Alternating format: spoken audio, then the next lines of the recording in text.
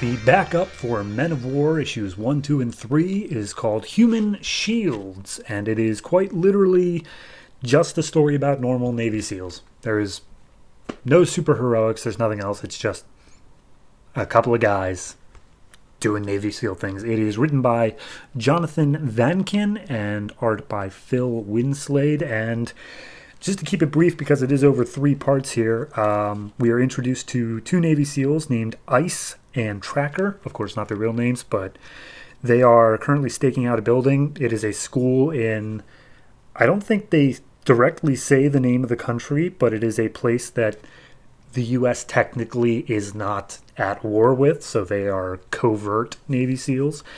And they are staking out this school that has been turned into basically an ammo depot. And they're like, all right, cool, let's mark it on the map, get it to be bombed to hell by a jet fighter or a helicopter or something, and call it a day.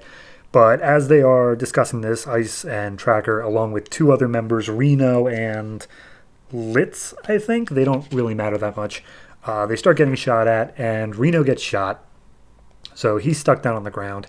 And the rest of the gang basically needs to go out and find the people who are doing the shooting, because they are a threat if a helicopter shows up for a medical evacuation for Reno. If a helicopter shows up, they're going to shoot it down. So they have to find whoever's shooting at them so that they can get the helicopter to land and save Reno's life. So Ice and Tracker go out while Litz is taking care of Reno. And we had a brief little bit here about how they got their names. Ice is called Ice because his last name is Berg, and Tracker is apparently part Native American. Also, he's just a little bit casually racist, but they just kind of go over that. And also, Ice previously worked in the Peace Corps and then switched over to the SEALs. And let's see if they have if you want to do good, it helps to have an assault rifle. That's his justification.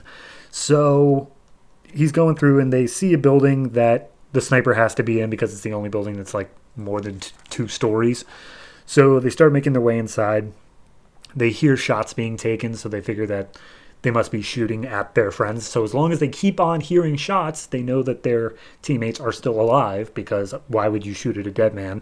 So they quietly make their way up to the roof, and as they get up there, they see someone with a machine gun, and they're being fired at briefly, but then they see that the person holding the machine gun is just a kid, a young girl, and she drops the machine gun and just says help.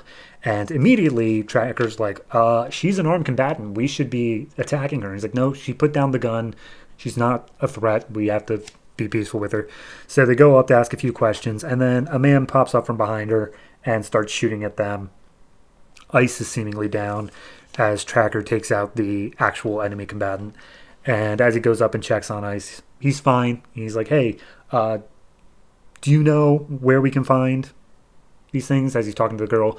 And the girl points to some pictures, and it's pictures of their team. Like, fully 100%, as long as a map of a bunch of the buildings that they've been reconning. And so they realize, oh, we've been being watched for quite some time now. Like, we need to, if a helicopter comes in here, it will be destroyed. So we got to go find exactly what's going on and then get the hell out of here. So they realize they're probably walking into an ambush, but at least they know it. So is it really an ambush anymore? And the girl straight up tells them, I know where it is. So she leads them back to her family home, which is just a few minutes later.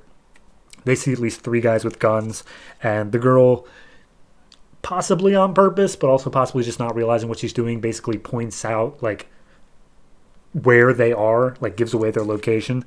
So they start getting shot at, and Ice and Tracker take out a couple hostiles, 3 guys that they noticed, but they're not sure whether or not they're clear. So they start making their way through the house, and they come across the rest of this girl's family, and they're just standing there. And Tracker's like, hey, they were housing the terrorists, so we need to take them out. And Ice is like, no, that's not, they're just civilians, we don't do that. And as they start making their way towards the stairs, the mother of the family like jumps in front of them to stop her, and immediately at that point Tracker's like ready to go. He's got the gun on her chest, he's ready to get her out of the way.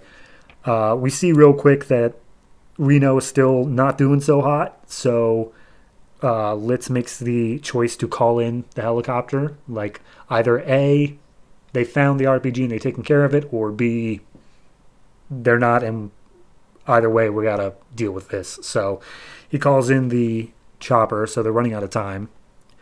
And we see outside the window of this building, an RPG is aimed upward at the sky as the helicopter starts its approach.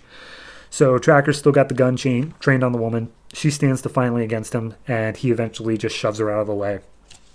And as Tracker runs upstairs, Ice keeps an eye on the family downstairs.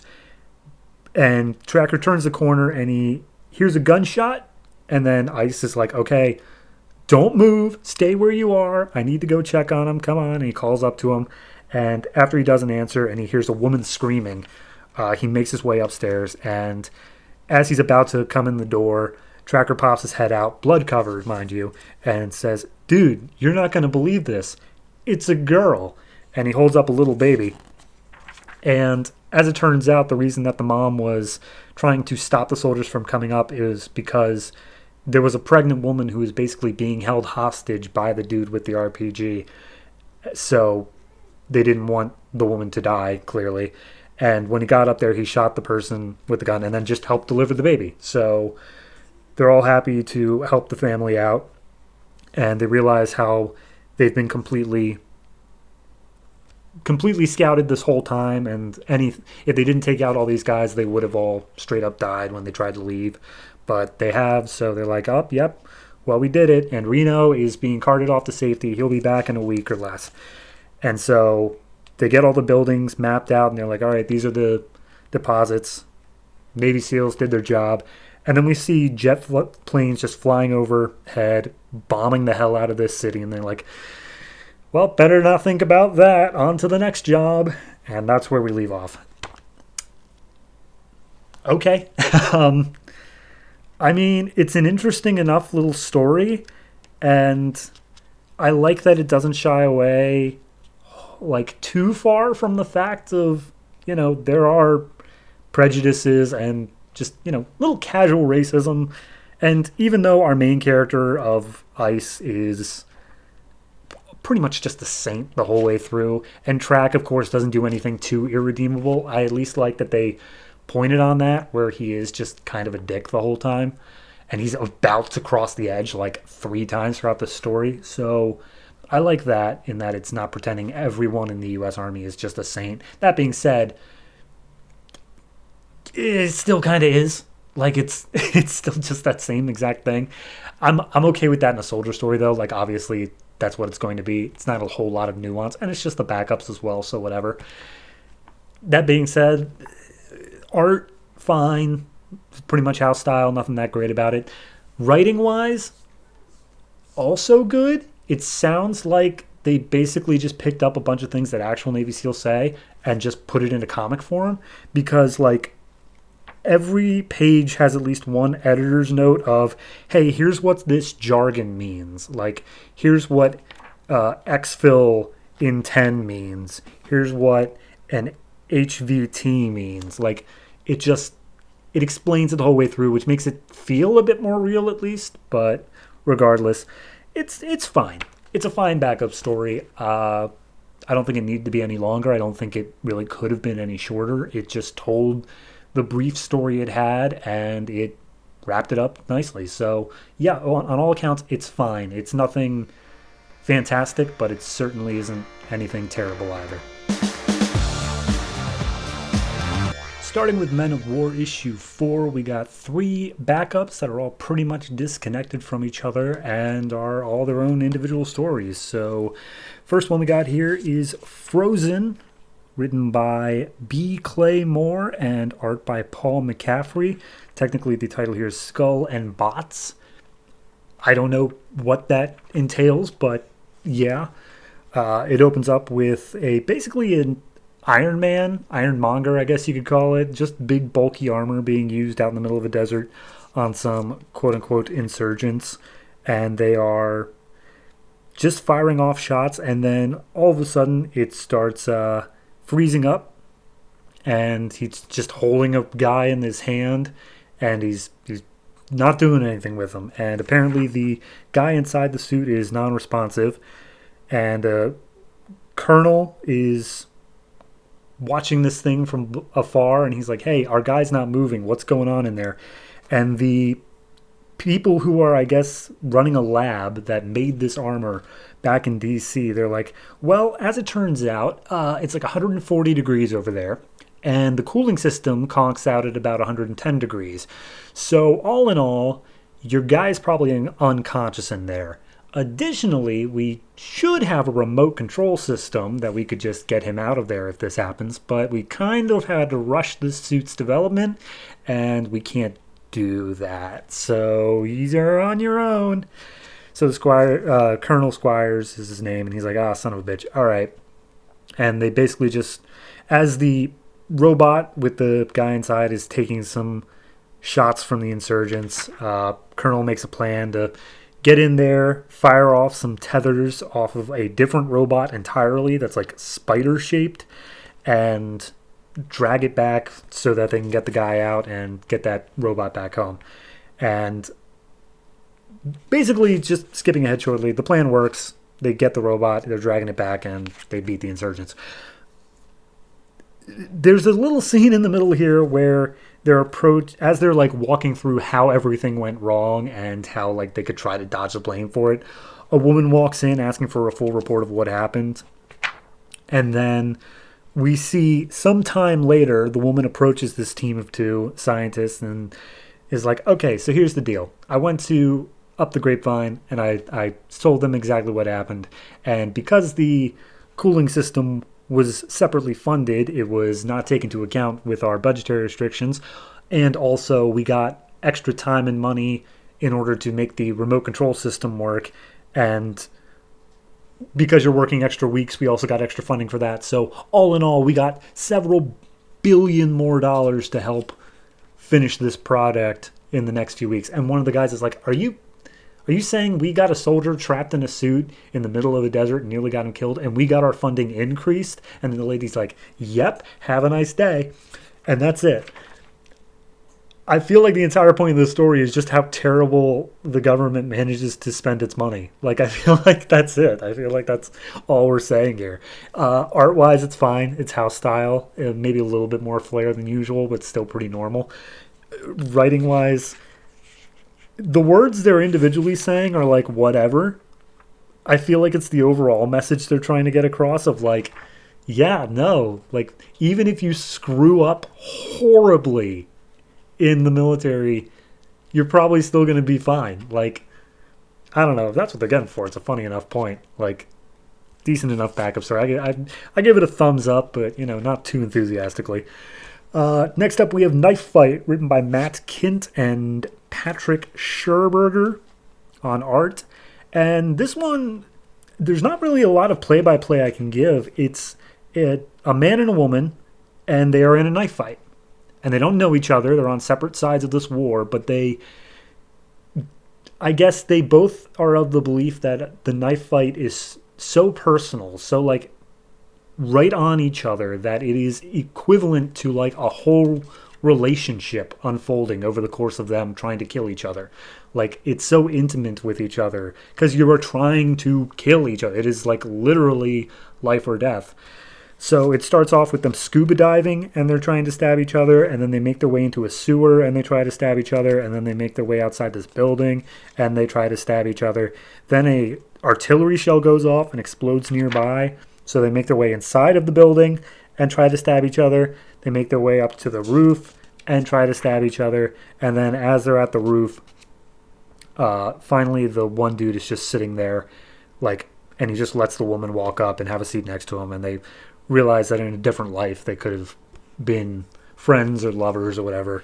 And the woman makes it clear that he was so good that the only way I could stop him is by calling in a missile strike. So then we see the missile strike where both of them are landing. The girl manages to get up and walk away, but then we also see the guy who's underneath a bunch of rubble has his eyes opening as well. And that's more or less where it lands off. The story that we get throughout is that it is the guy supposedly planted some explosives on her ship or something like that. somewhere where she is, and she needs to get back in order to disarm them or whatever. And he did that. Like, that's just what happened. He's fresh to the war. She's a veteran. He has never killed anyone. She's killed plenty, but they're just duking it out all over these pages, and they have battling narration boxes the whole time. The guy is in blue, the girl's in yellow, and they're just analyzing each other, talking about themselves, why they're here, and it's just a back and forth the whole way through, and it's well done. It's a very well done thing. I think maybe between pages it jumps ahead a little bit too much each time. Like, at one point he's just climbing out of a sewer, and then all of a sudden they're just in the middle of this town square, and then they're being blown up by artillery shell, and then they're just inside this building. I think maybe between pages it jumps just a bit too far ahead, but all in all, it's a well-told story. It's definitely more for the emotional resonance than it is actually furthering any sort of plot. But yeah, the big reveal at the end is that he didn't ever end up planting the explosives. Like, she was such a good soldier in catching him that he never actually was able to do it. And I guess that's a thing. So yeah, I like it. I like it more that it's experimental. It's doing something new in terms of the battling narration boxes, and no one even like says a word to each other, but it does get across the point that it is an intimate sort of thing. Not traditionally intimate like sexual, but like, something where these people got to know each other incredibly well over this just fight. So yeah, I'm down with that. Last one for issue number 6 was A Last Full Measure, written by John Arcudi, art by Richard Corbin. And this one takes place at a Civil War reenactment, Gettysburg, Pennsylvania. You got the charge of the Confederates against the Union Army, and we see, some families there watching. Kids are ignoring it because, it's dumb and lame. But then we see one of the Confederate soldiers, the guy portraying him, hears a voice nearby. And as he looks around trying to see who it is, his ankle is grabbed by like a zombie hand. And this ghost of an old Confederate soldier comes up and basically possesses his body. And he becomes just like a zombie ghost, whatever you want to call it, of a Confederate soldier. And we see it happens to more and more soldiers across the entire field. And as it's a reenactment, so it's fake, but as this charge happens with the Yankees, there's actual stabbings going on. Like, this guy puts his bayonet through a Union soldier reenactor. So yeah, that happens. And as he starts, he just starts basically grumbling like, "Oh, you Yanks, we're gonna take your blood and we're gonna do that," and it like genuinely freaks the guys out, like the Union soldiers out. So they just start running, and the Confederate soldiers are like, "Yeah, we're gonna have our victory finally after all these years." And as they start charging up the hill, they see, I believe, a Union general on a zombie horse. He's also a zombie himself, a flaming zombie horse, mind you, telling them to stand down, scallywags. And he basically tells them, like, the war's over. Like, there is no more Union or Confederacy. The war's done. You all are dead. And he's like, it's not fair. You guys got to go home. You got graves. You know what happened. We're all stuck here and nobody even remembers what we are. And the general's just like, no, like, the Alpha and the Omega, they know of your souls, and you will be judged for the terrible things you've done. And then he casts them with a fiery saber back into their graves. And we see over narration box here that in 1871, the task of removing the Confederate dead from Gettysburg began. At the end of the effort in 1873, 2,000 bodies had been transported into graveyards, but 4,700 men died in that battle. So, like, 2,500 soldiers are still dead and unaccounted for at Gettysburg, and those were their souls that were rising up and attacking. And that's it. That's just where it leaves off. Going into that, I thought it was a little bit silly of like zombie soldiers, but as soon as it hit that last like 2 pages of like the general casting them back into their graves on a zombie flaming horse, and then just those narration boxes saying like, "This is why this is happening." I don't know. It resonated with me emotionally. I felt the thing like, okay, yeah, no, it's like the Tomb of the Unknown Soldier, but it's like it just hits a little bit different, you know. It's solid in the way it does it. The art style definitely is very good for that. I will give Richard Corbin full props on that, and that they're just, even the normal people are just grotesque enough that when they make the transition into zombie, you can tell that they are, but it doesn't change too much about them. And then by the time it hits Flaming Zombie Horse, I'm all in. So, no, it's a very, very well told backup. I give that one a pretty strong thumbs up, honestly. I would love to see that. I don't know what more stories you could tell about that, but if there was more of a story that John Arcudi had in mind for it, I would be interested to see it, 100%. So, yeah, all in all, 3 fairly disconnected backups, ranging from okay to pretty good. So, probably not worth buying any of the issues for, but if you can find them just separately or independently or whatever, I would say give it a read. It's probably going to be worth the like 8 pages worth of time that it's going to take to read. Survival Mode, written by J.T. Kroll, art by Scott Collins. This is the backup story for Men of War number 7, and it is possibly the least superhero story to have been written in this book. So we open up in Iraq, where a helicopter is just doing a patrol of the area, American military, and we see 2 guys inside named Fish and Coop, or at least those are the names they call each other, and they're just talking, saying like, another day, another dollar, haha. And this guy's talking about his ex-wife and how she's the one getting all the money, and you know, just talking to each other and having some fun. And then at one point, Fish is like, "Don't worry, Coop, I got your back." And then their helicopter is hit by an RPG, and it starts spinning out, crashes into the ground, and all but 3 of them are left alive, or are killed. So all that's left is Fish, Coop, and Gonzalez, which I can, no points if you figure out what happens with Gonzalez here. But we see that whoever shot them down is arriving in a little Humvee and is coming after them to kill the rest of them. So fire is unleashed. But then we cut to the future, or I guess now, and the rest of it's a flashback of Fish. He's walking out onto a football stadium, and everyone's like, "Please welcome Derek Fishman, returning home from his tour abroad." And the entire football stadium is like, "Yeah, USA, USA." And Derek's like, "Wow, I really don't like being in a crowd of this many people completely unarmed. But, you know, I'm back home, so that's got to count for something." There's fireworks going off, and everything's awesome. Cut back to the past.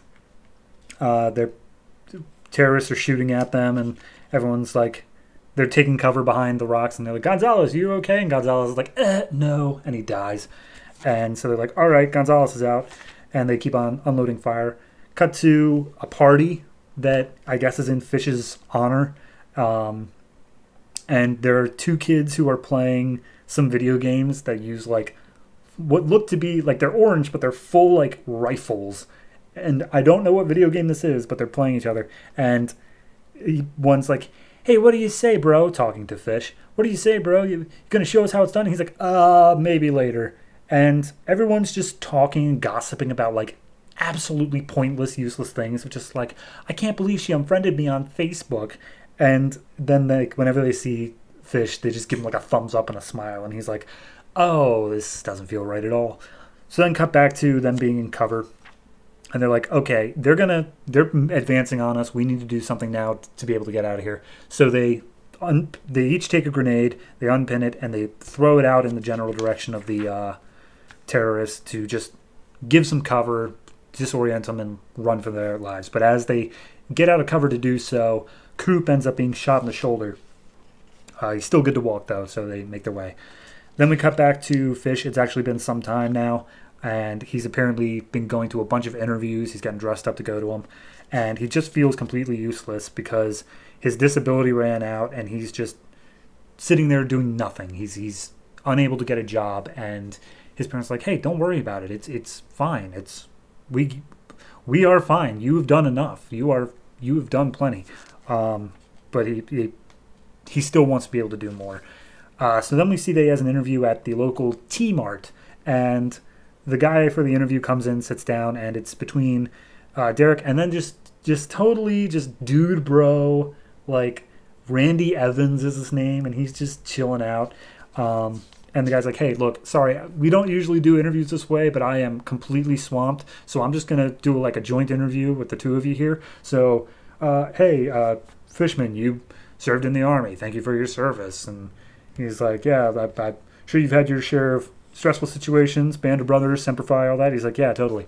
Randy, it says here you graduated from this university. He's like, yep, I played football. He's like, wait a minute, you're the Randy Evans from Fulton State? He's like, yeah, totally. You watched? He's like, oh man, that play you did back then. And him and the interviewing manager and Randy just start like back and forthing about just high school and college football and just going on. And he's like, yeah, I could pull up my play on YouTube and do that. And then you see Derek just slowly just close his eyes out of frustration and anger and disappointment because he knows he's not going to get the job, despite it being such a crap job anyway.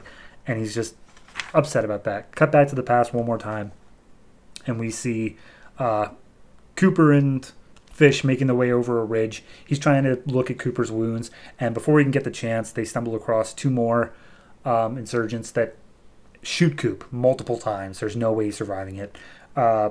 Luckily, Cooper was in front of Fish, so he's able to pull out his gun and shoot the two insurgents. But at that point, Cooper's gone. And as we cut back to present day, we see him standing in a military graveyard next to Cooper's grave, and he's telling him, like, nobody, and he's just recounting basically the point of the story, is that everyone says they're there for you. Everyone says, great job, we're so proud of what you did, but all you want to do is be able to talk to someone, to be able to share that feeling of closeness with someone, but nobody can hear, like nobody can understand. Nobody can truly relate unless they were there. And so he feels more and more isolated, more and more alone, because nobody wants to hear these grisly war stories, these horrible things that just end in tragedy. So he's reminiscing over Coop's grave, and as he turns around, a man's standing there like, oh, hey, didn't mean to bother you. Just came here for a few of my own. Did you just get back home? And he's like, yeah. And he's like, oh, yeah, I've been back from tour for a while, here for a few of my friends. I'm an old Vietnam vet. Say, I've been looking for someone to talk to. You want to go have a drink? And they walk away from the graveyard, sharing names. His name's PJ. The other guy's Fish, obviously. And they shake hands and go have a drink. And that's it. I think it's a touching story. I think it honestly is just a really great, like, it has nothing to do with anything like super heroics or like anything like that, but it's just in terms of just a one quick, like, hey, here's an actual problem. Here's a thing that people deal with. It's a great little just insight into that. It doesn't even, like, I narrated out the things of nobody can talk and stuff like that, but that was just my own words. They make it a whole lot more, like, poignant within the issue itself. It's not as just spelled out as like that. No, it's a fantastic issue in that regard. Art-wise, gonna go ahead and say pretty standard. Nothing really stood out as fantastic. I will say the changes from the flashback to the current day stuff are very different, to the point where I'm surprised they are the same artist, Scott Collins, so he's got a good range there. But none of them really popping out as this incredible style. So yeah, no, overall, I'm going to go ahead and give this one I'll give it a 7. I think it's decently well enough done. I don't think there's really much you really could have expanded on. I think having it be a backup story is probably within the best placement of it. It's not a huge story to tell, but it is a good story to tell. So 7 for this, and that is officially the end of the Men of War saga.